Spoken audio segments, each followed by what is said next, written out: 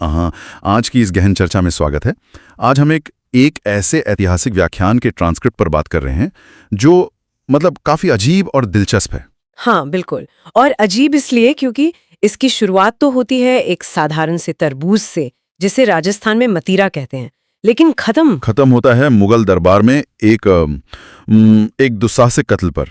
मैं तो यही सोच रहा था कि एक फल से बात कत्ल तक कैसे पहुंच गई। तो आज का हमारा उद्देश्य यही समझना है। सही कहा। तो ट्रांसक्रिप्ट के हिसाब से विवाद शुरू हुआ दो गांवों की सीमा पर। एक तरफ था नागौर का जाखनिया गांव और दूसरी तरफ थी बीकानेर रियासत की सीमा। और हुआ ये कि नागौर के एक किसान के खेत में मतीरे की बेल थी, पर वो बेल बढ़ते बढ़ते बीकानेर की सीमा में चली गई और फल वहां जाकर लगा। तो नागौर का दावा था कि बेल हमारी है तो फल हमारा, और बीकानेर वालों का तर्क था कि फल हमारी जमीन पर है।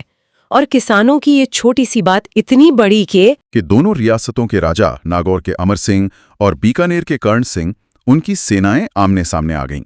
इसे ही इतिहास में मतीरे की राड़ कहा जाता है। बिल्कुल, लेकिन यहाँ स्रोतों का कूटनीतिक विश्लेषण एक बहुत अहम बात बताता है।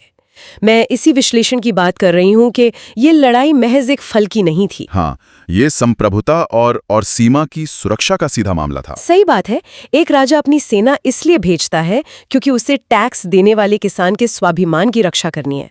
अगर कोई आज जबरदस्ती फल ले गया तो कल जमीन पर भी कब्जा कर सकता है। इसी बात को ट्रांसक्रिप्ट में भारत चीन सीमा विवाद के उदाहरण से बड़े सटीक तरीके से समझाया गया है कि बंजर जमीन होने पर भी बंजर जमीन की रक्षा उसकी उपजाऊ क्षमता के लिए नहीं, बल्कि राष्ट्रीय अधिकार और संप्रभुता के लिए होती है। ये सिद्धांत पूरी स्थिति को बहुत अच्छे से स्पष्ट करता है। पर दिलचस्प मोड़ तब आता है जब ये विवाद गांव से उठकर सीधे आगरा पहुंचता है। आगरा जहां मुगल सत्ता का केंद्र था और ये दोनों राजा शाहजहां के दरबार में मौजूद थे। और यहीं से दरबार की कूटनीति शुरू होती है।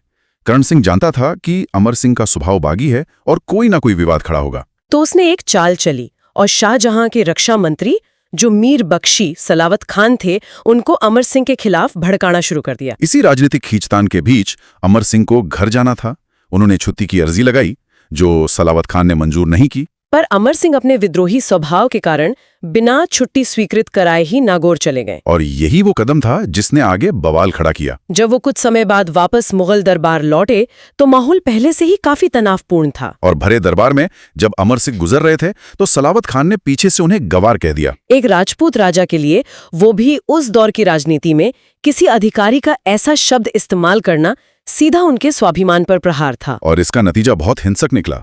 अमर सिंह ने पल भर की भी देर नहीं की और अपनी कटार निकाली और दरबार के बीचों बीच मीर बख्शी सलावत खान की हत्या कर दी। बादशाह के ठीक सामने उसके इतने बड़े मंत्री का कत्ल, ये तो अकल्पनीय था। इसका मनोवैज्ञानिक प्रभाव इतना गहरा था कि शाहजहां की दहशत का आलम यह था कि स्रोत बताते हैं वो अपनी चप्पलें हाथ में लेकर जनानी ड्यूटी यानी महिलाओं के सुरक्षित इलाके की तरफ भाग गए थे। इसी घटना पर वो मशहूर कथन है कि पाव सेर लोहे ने, यानी कटार के थोड़े से लोहे ने, सारी बादशाही हिला दी। बिल्कुल। इसके बाद अमर सिंह वहां से भागने में सफल रहे।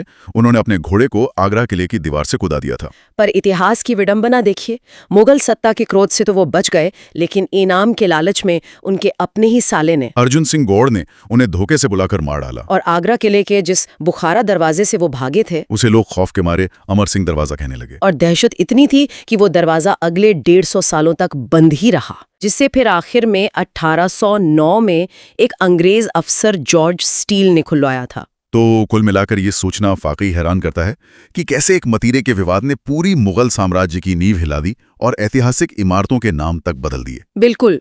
और इस चर्चा को विराम देने से पहले स्रोतों से एक गहरा अंतर्विरोध भी सामने आता है, जिस पर ध्यान दिया जाना चाहिए। हाँ, एक तरफ तो हम मुगल दरबार में अमर सिंह की उस अकल्पनीय वीरता को देखते हैं जहां वो समय की सबसे बड़ी सत्ता से सीधे टकरा गए, और दूसरी तरफ ठीक उसके बाद इनाम के लालच में अपनों द्वारा ही दिया गया धोखा। और यही वो विचार है जो सोचने पर मजबूर करता है। क्या यही वीरता और उसके ठीक बाद अपनों का धोखा उस दौर की रियासती राजनीति का कड़वा सच था? और शायद यही वो कारण था जिसने भारतीय राजाओं को कभी पूरी तरह एकजुट होकर एक अभेद्य ताकत नहीं बनने दिया। बिल्कुल। ये इतिहास का वो पहलू है जिस पर आज के संदर्भ में भी गहराई से गौर किया जाना चाहिए।